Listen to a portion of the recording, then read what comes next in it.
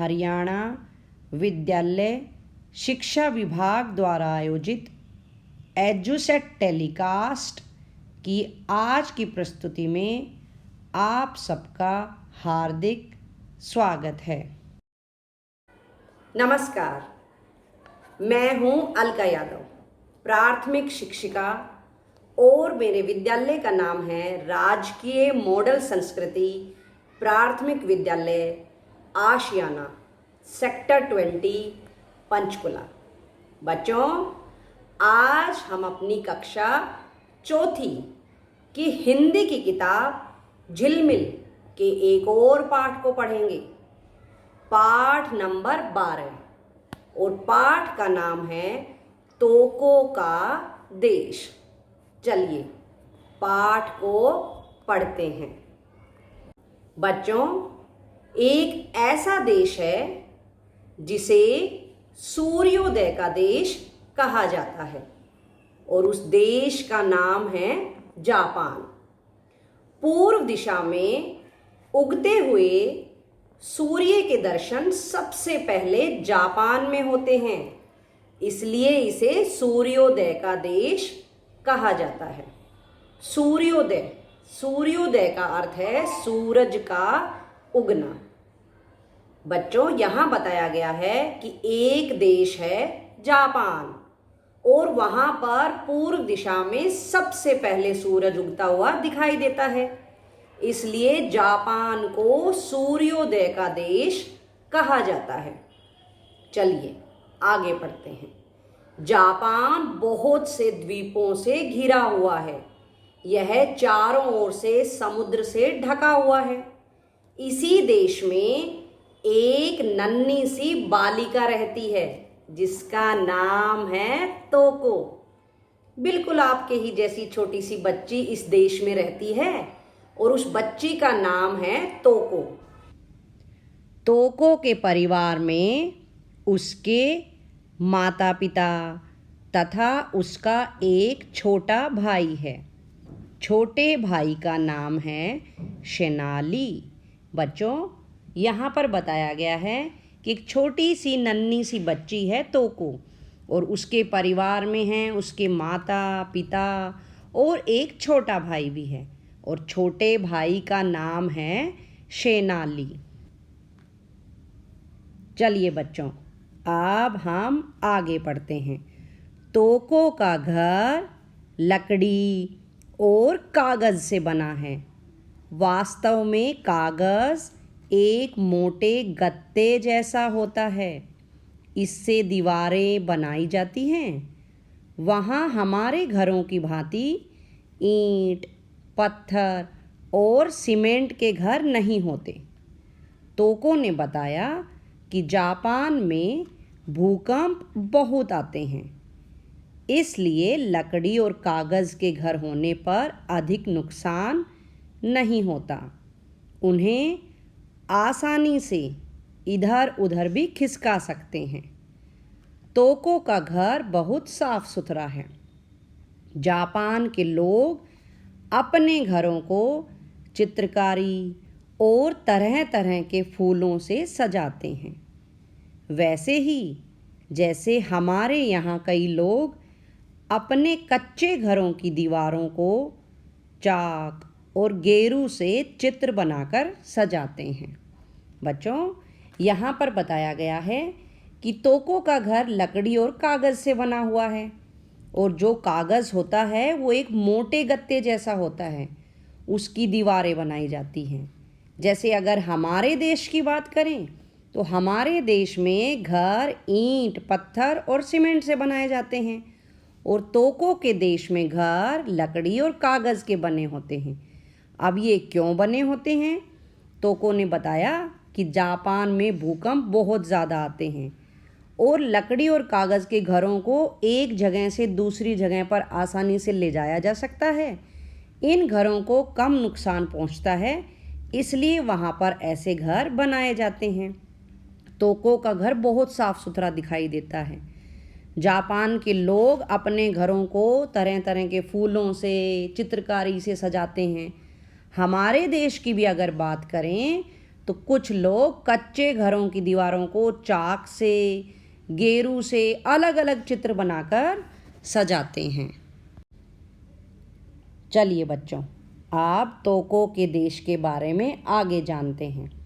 तोको के देश में चावल और मछली का भोजन अधिक पसंद किया जाता है।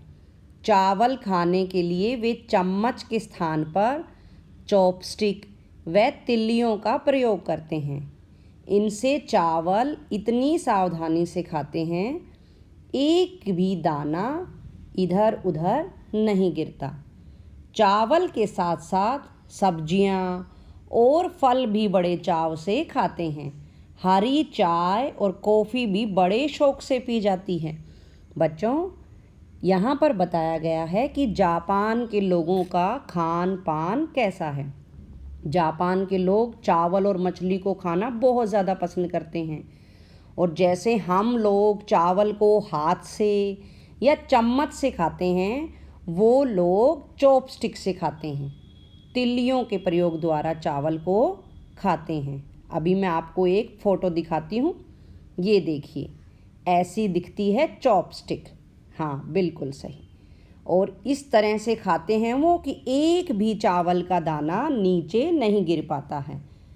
चावल के साथ साथ उनको सब्जियां खाना और फल खाना भी बहुत पसंद है। और हरी चाय पीना और कॉफ़ी पीना भी उन सबको बहुत ज़्यादा पसंद है। चलिए, जापान के खान पान के बाद अब हम बात करेंगे जापान के त्योहारों के बारे में।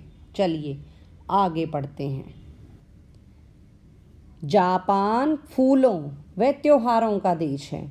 यहाँ फूलों के खिलने पर त्योहार मनाए जाते हैं।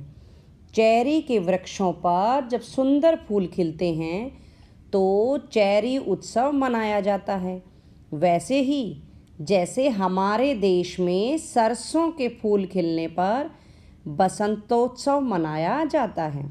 बच्चों, यहाँ पर जापान के त्योहारों के बारे में बताया गया है। यहाँ पर बताया गया है कि जब जापान में फूल खिल जाते हैं तो त्योहार मनाए जाते हैं। बच्चों, जब चेरी के वृक्षों पर, वृक्ष यानी कि पेड़, जब चेरी के पेड़ों पर सुंदर सुंदर फूल खिल जाते हैं तो चेरी उत्सव मनाया जाता है। हमारे देश में भी फूलों के खिलने पर एक उत्सव मनाया जाता है। वो उत्सव है बसंत का उत्सव। सरसों के फूल जब खिलते हैं, चारों तरफ जब पीला पीला दिखाई देता है तो बसंत उत्सव मनाया जाता है। चलिए आगे बढ़ते हैं।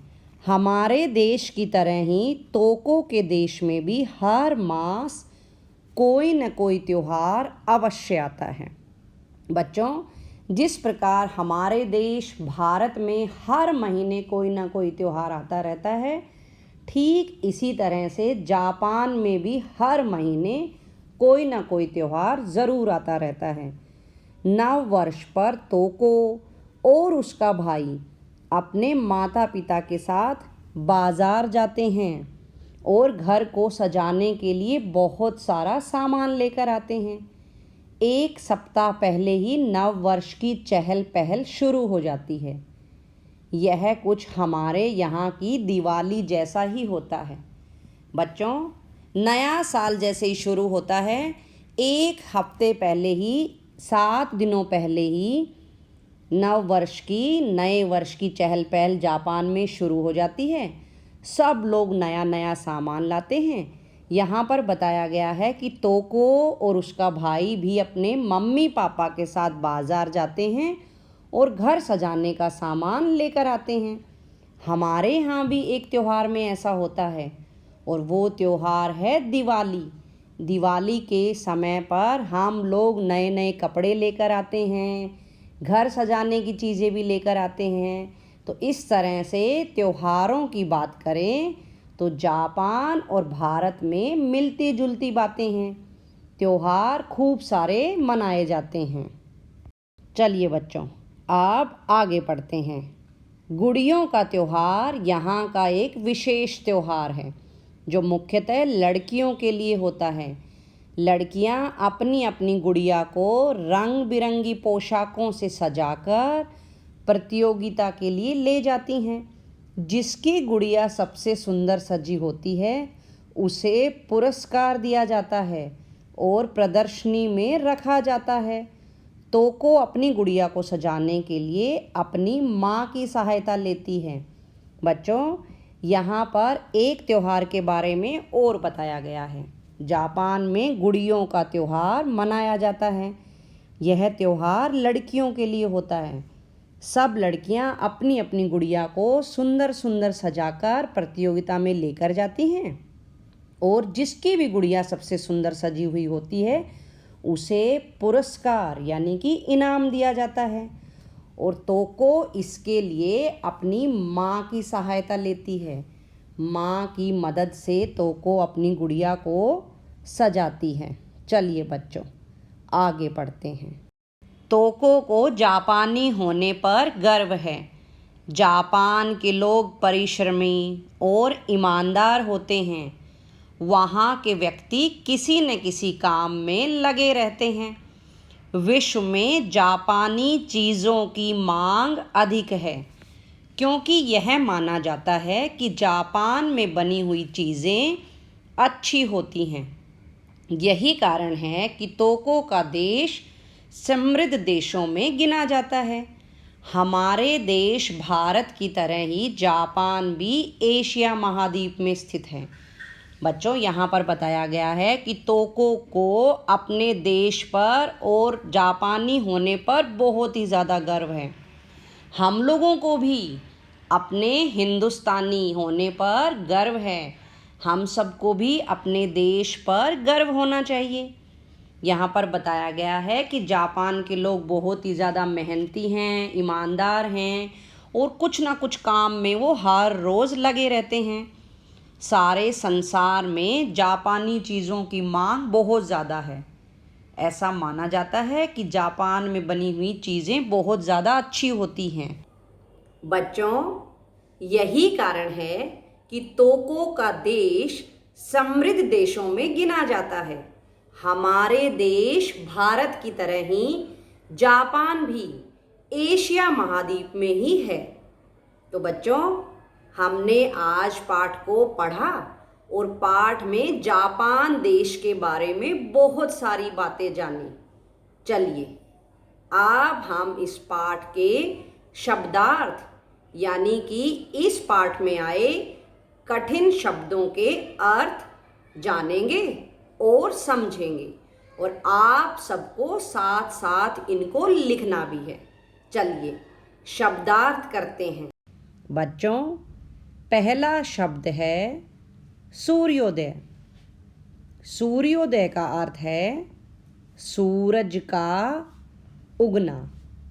जैसे ही सुबह सवेरे होता है और हम सबको आसमान में सूरज दिखाई देता है, उसी को कहते हैं सूर्योदय। अगला है दर्शन। दर्शन का अर्थ है देखना। अगला शब्द है द्वीप। द्वीप का अर्थ है चारों ओर समुद्र से घिरा धरती का टुकड़ा। बच्चों, धरती का एक छोटा सा टुकड़ा होता है जिसके चारों तरफ पानी ही पानी अर्थात समुद्र होता है, उसको द्वीप कहा जाता है। अगला शब्द है पेय पदार्थ। पेय पदार्थ का अर्थ है पीने योग्य पदार्थ। जिस भी चीज़ को पिया जा सके उसे पेय पदार्थ कहा जाता है। अगला शब्द है श्रमिक। श्रमिक का अर्थ है मजदूर। अगला शब्द है चहल पहल। बच्चों, चहल पहल का अर्थ है हलचल। अगला शब्द है प्रतियोगिता। बच्चों, प्रतियोगिता का अर्थ है मुकाबला। चलिए अगला शब्द देखते हैं शौक। शौक का अर्थ है रुचि।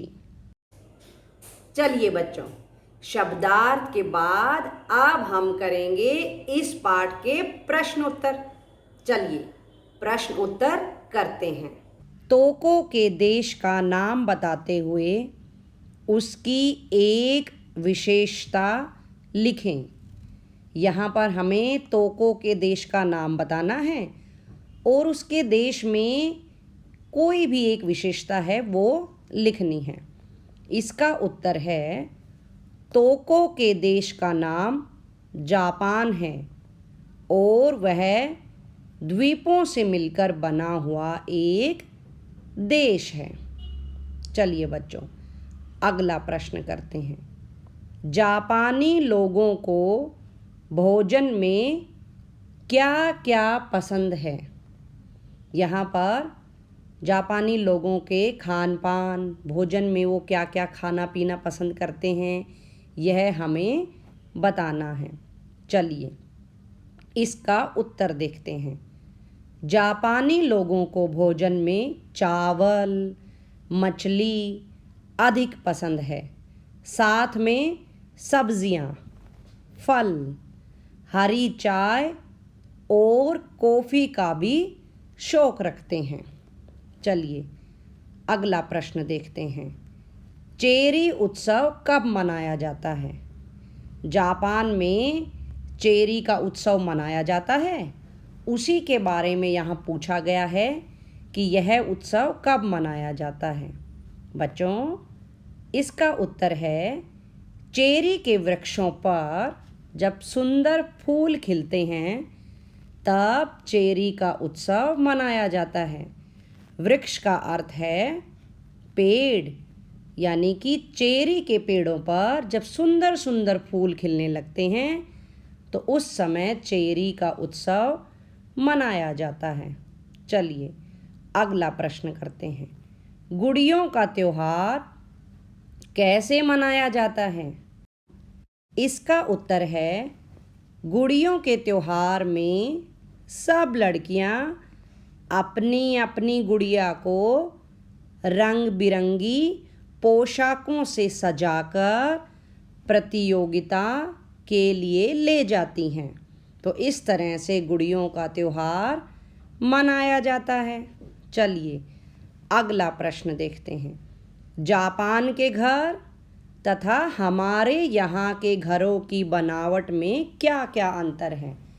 बच्चों यहाँ पर पूछा गया है कि जापान में जो घर होते हैं और अपने देश भारत के यहाँ पर जो घर होते हैं इनमें क्या अंतर है? इसका उत्तर है जापान के घर लकड़ी और कागज़ के बने होते हैं, जबकि हमारे देश में ईंट, पत्थर और सीमेंट से घर बनाए जाते हैं। जापानी घर भूकंप को झेल सकते हैं। इन्हें एक जगह से दूसरी जगह पर ले जाया जा सकता है और हमारे देश में घरों के साथ ऐसा नहीं किया जा सकता है। चलिए अगला प्रश्न देखते हैं। जापान देश के त्योहार और हमारे देश के त्योहारों में क्या समानता है? इसमें पूछा गया है कि वहाँ पर मनाए जाने वाले त्यौहार और हमारे यहाँ मनाए जाने वाले त्योहारों में क्या एक जैसी बात है? इसका उत्तर है हमारे देश की तरह जापान में भी हर माह कोई ना कोई त्यौहार अवश्य आता रहता है। चलिए आप आगे करते हैं। पढ़ें, समझें और लिखें। खाली स्थान भरें। बच्चों नीचे कुछ खाली स्थान दिए गए हैं और इनसे ऊपर एक डिब्बे में कुछ शब्द दिए गए हैं। इन शब्दों को हमें नीचे दिए गए खाली जगह पर लिखना है। चलिए पहले शब्द देख लेते हैं कौन कौन से दिए गए हैं। शेनाली, जापान, परिश्रमी, टोक्यो। चलिए आप खाली स्थान करते हैं। पहला देखते हैं। खाली स्थान को सूर्योदय का देश कहा जाता है? बच्चों, यहाँ पर आएगा जापान। इस तरह से पूरा वाक्य बनेगा। जापान को सूर्योदय का देश कहा जाता है। चलिए अगला देखते हैं। तोको के भाई का नाम खालिस्तान है। यहाँ खाली जगह पर हमें तोको के भाई का नाम लिखना है। ऊपर हम बॉक्स में देखेंगे शेनाली, ये शब्द नीचे आएगा। इस तरह से बन जाएगा तोको के भाई का नाम शेनाली है। चलिए बच्चों, अब अगला देखते हैं। तोको के देश के लोग बड़े ही खालिस्तान है। यहाँ पर शब्द आएगा परिश्रमी। इस तरह से यह वाक्य बनेगा, तोको के देश के लोग बड़े ही परिश्रमी हैं। चलिए अगला देखते हैं। खालिस्तान संसार के प्रमुख नगरों में से एक है। बच्चों, अब केवल एक ही शब्द रह गया है, टोक्यो। वो यहाँ पर आएगा और इस तरह से यह वाक्य बनेगा, टोक्यो संसार के प्रमुख नगरों में से एक है। चलिए अगला प्रश्न करते हैं। हाँ नहीं में उत्तर दें। बच्चों, नीचे कुछ प्रश्न दिए गए हैं, उनके साथ में हाँ और नहीं दो विकल्प दिए गए हैं। इनमें से हमें एक सही विकल्प चुनना है और उस पर निशान लगाना है। या तो उत्तर हाँ होगा या उत्तर नहीं होगा। चलिए पहला देखते हैं। जापान द्वीपों का देश है। बच्चों, यहाँ पर दो विकल्प हैं, हाँ और नहीं, और इसका सही उत्तर है हाँ, यानी कि जापान द्वीपों का देश है। यह पंक्ति बिल्कुल सही है। चलिए अगला वाक्य देखते हैं। जापान में घर ईंट और पत्थरों से बने होते हैं। यहाँ पर हाँ और नहीं में से इसका उत्तर आएगा नहीं, क्योंकि यह गलत वाक्य है। जापान में घर कागज़ के बने होते हैं। ईंट और पत्थरों से बने हुए घर हमारे भारत देश में होते हैं। चलिए अगला देखते हैं। जापानी लोगों का पसंदीदा पेय हरी चाय और कॉफ़ी है। हाँ और नहीं दो विकल्प में से इसका सही उत्तर है हाँ, तो यहाँ पर हम हाँ पे निशान लगा देंगे। अगला देखते हैं। तोको का देश फूलों व त्योहारों का देश है। बच्चों, यह भी बिल्कुल सही है, इसलिए हम हाँ पर निशान लगाएंगे। इस तरह से ये उत्तर भी हो गए हैं। चलिए बच्चों अगला करते हैं। वर्ग पहेली में से भारत देश में मनाए जाने वाले त्योहारों को छांटकर लिखें। बच्चों, यहाँ पर आपको एक वर्ग पहेली दिखाई दे रही होगी। यहाँ पर त्योहारों के नाम दिए गए हैं, हमें उनको छांटना है और उनके चारों तरफ एक गोला लगाना है। चलिए पहला ढूंढते हैं। ये देखिए, बैसाखी, ये भारत का एक त्योहार है, बैसाखी। चलिए अगला देखते हैं। ईद, ईद। रक्षा बंधन। चलिए अगला त्योहार देखते हैं। तीज, तीज।